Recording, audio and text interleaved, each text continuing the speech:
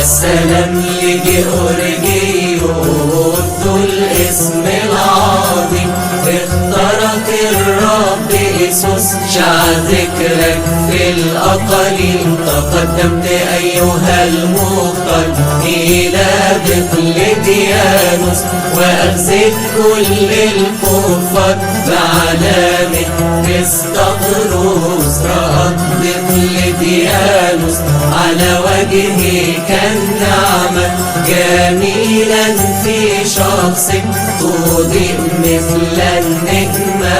فقال لك يا مختار أنت من أي مكان، أنا لي 3 أعوام ما رأيت مثلك إنسان. فما حدك عندي حتى أتيت الآن، تعالى واخبرني أنت من أي مكان. بحق يسوع ربك اخبرني يا إنسان عن أبيك وجدك، كان وزيرا أم سلطان؟ فقال له جيورجيوس أنا ابن أناستاسيوس، وأنا عبد لربي يسوس بخريستوس.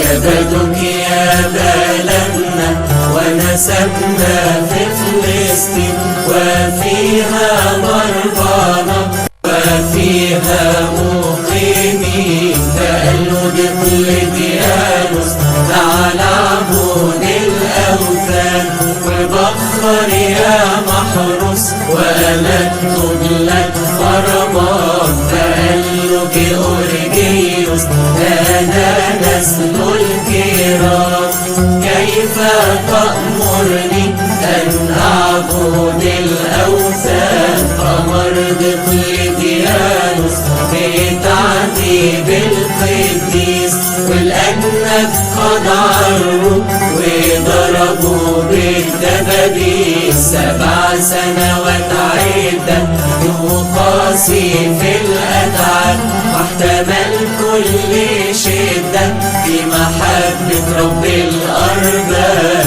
300 قدمت على اسمه القدوس، وحبا في رب القوات المحيي كل النفوس. وفي رابع موتى مضى بالتمليك، وأخذ الشهادة ونال 7 أكاليل. ظفر بالنعمة من عند الرب القدوس، ونال إكليل الشهادة. بطرس جيورجيوس السلام لك يا مطر، يا قائد كل الفرسان، يا من أجلك أذياع الأوثان.